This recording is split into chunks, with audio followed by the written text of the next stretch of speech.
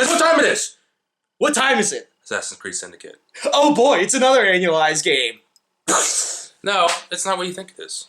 Really? After last year? Yeah, after last year. Because I remember what happened with Unity.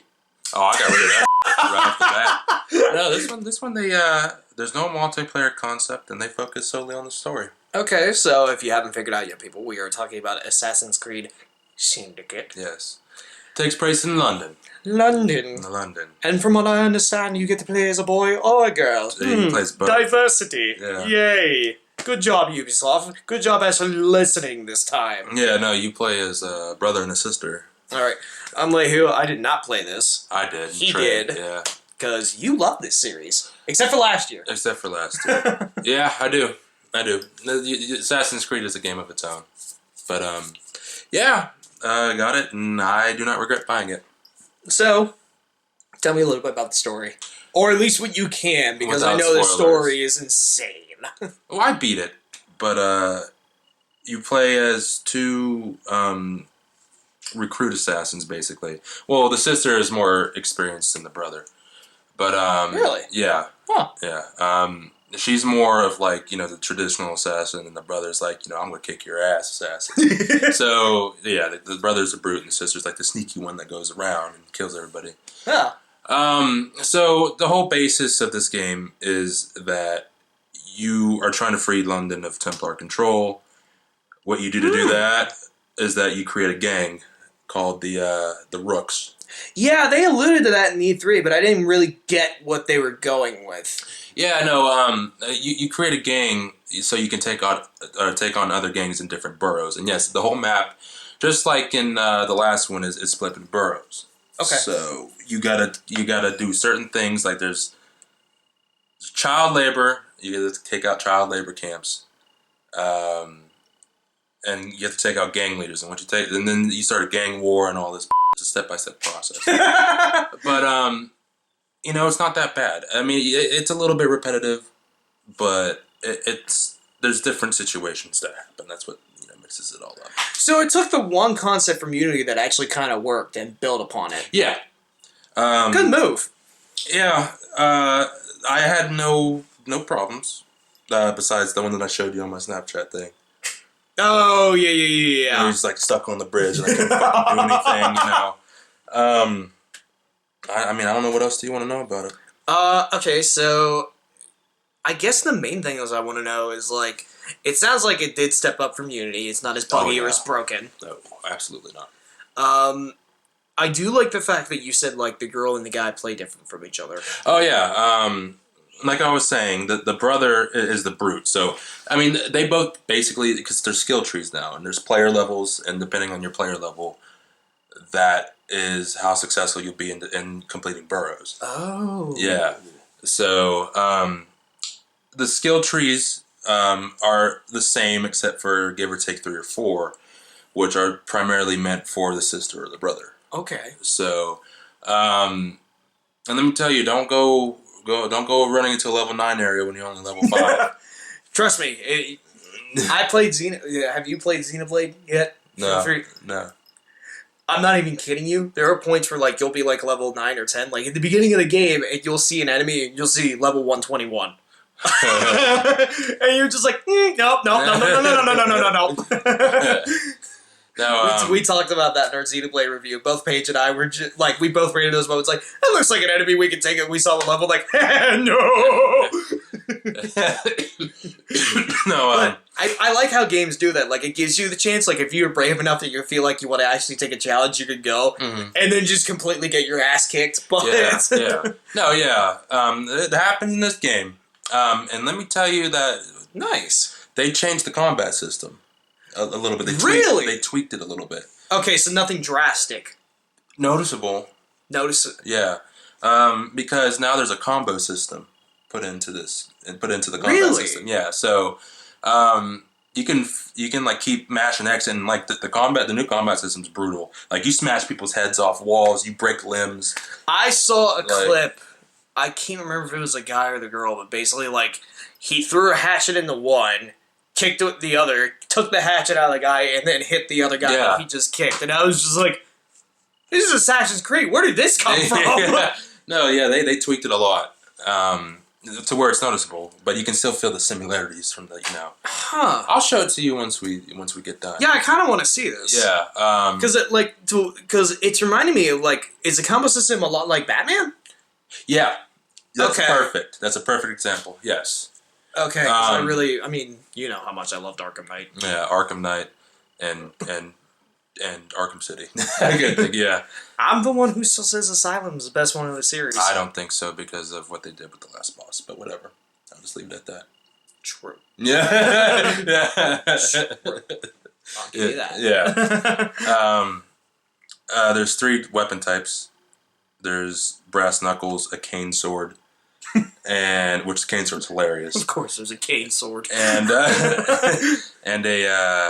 and like an assassin knife. It's really weird. I forgot what it's called. You mean like the hood knives? Sorta, kinda. Okay. I guess. I think.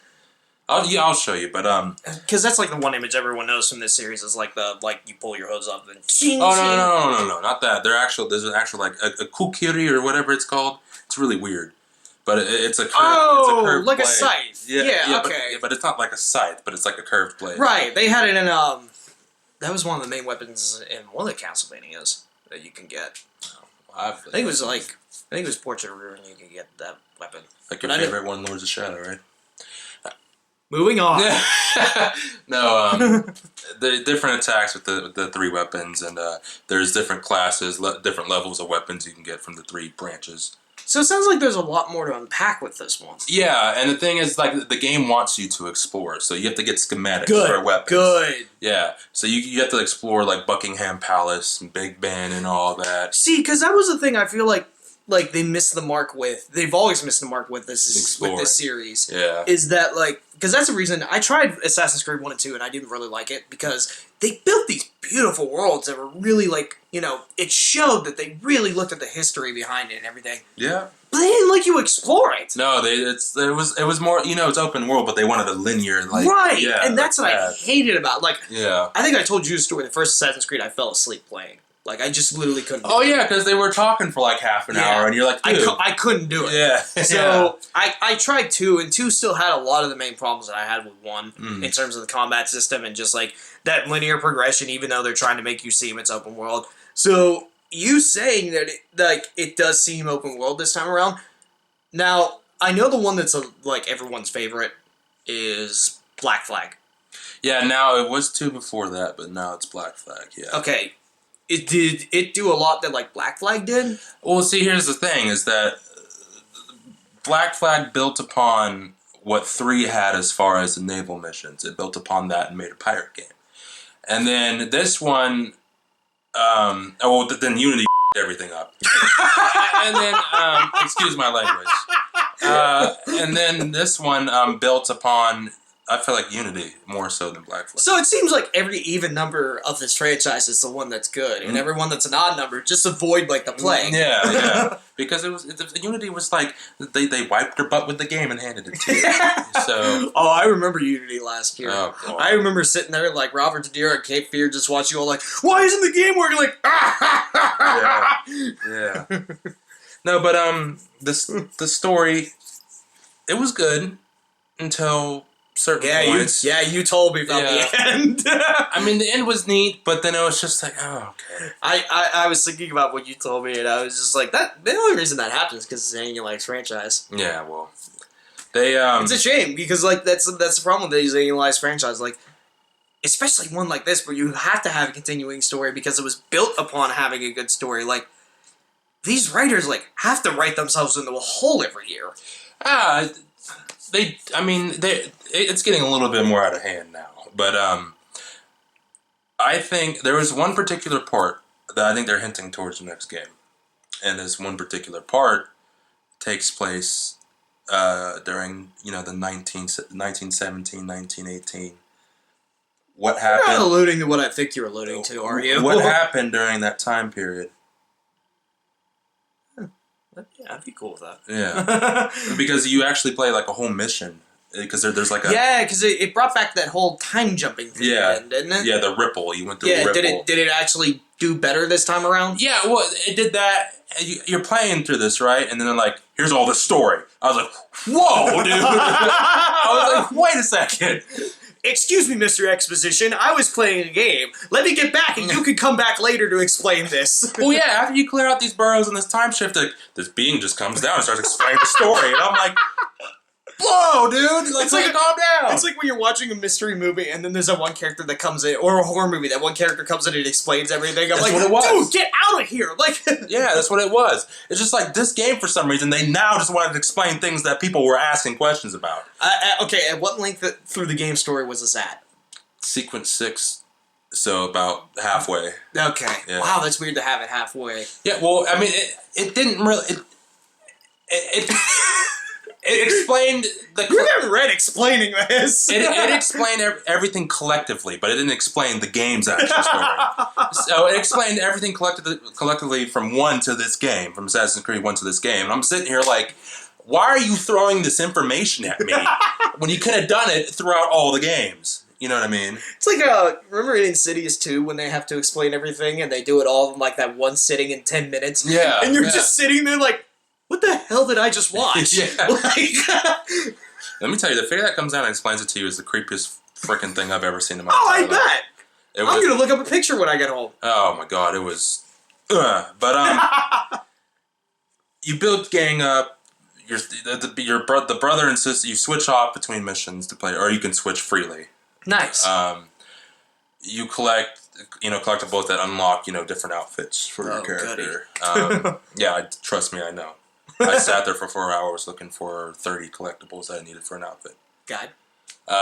Is there like a guide to any of this? Yeah, there is. Yeah, that'll help. And it took me... and so you can freely roam through each burrow, so it doesn't matter what level it is, you can freely run in there and do whatever, but prepare to get killed. So, but other than that, I enjoyed it. Okay. Is there anything else you can think of that you want to bring up? DLC is coming. About of course. Jack the Ripper. Oh. Yeah. That'll be Interesting. Yeah. But other than that, no. It's like the DLC where George Washington was evil. That was trippy. But I heard about someone tried to explain it to me, and I was like, "You're high." Yeah, no, that's what it was. The tyranny of King Washington. Oh God. Yeah. Hey, they were running out of ideas right there. But all in all, I enjoyed it and I recommend it. What would you give it grade wise? I would give it